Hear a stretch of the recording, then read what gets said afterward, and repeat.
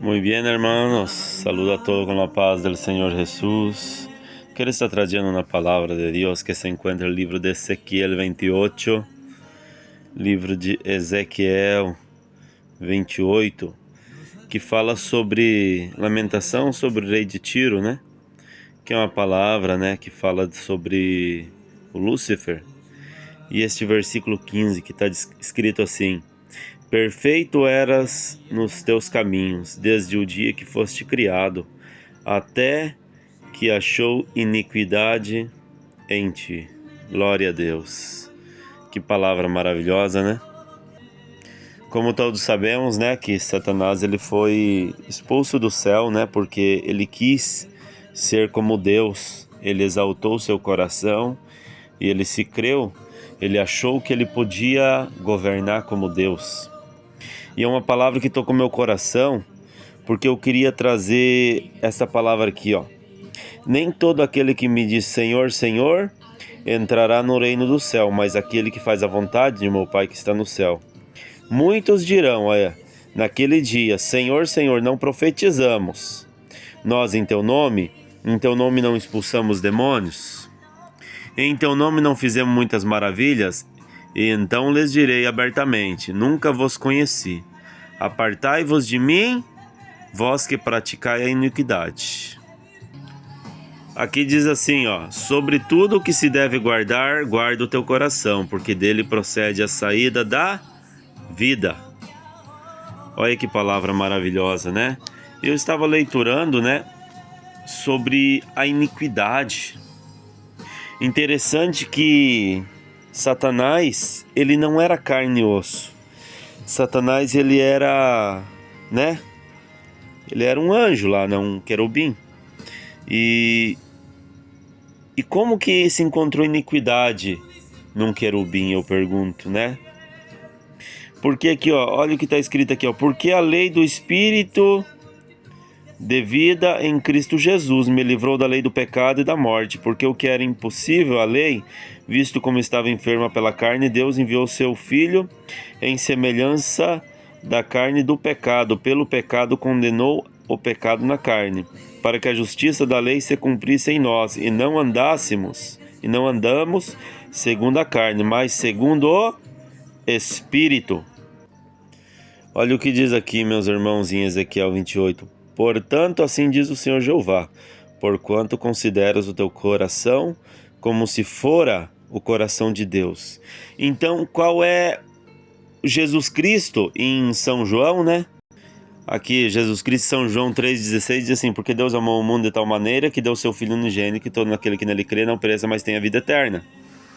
Então, o que diz em Provérbios 4,23, que acabamos de leiturar: guarda o teu coração, porque dele, né, procede, né, a saída da vida. Então, qual foi o maior pecado? O pecado da iniquidade de Satanás: não guardar o coração.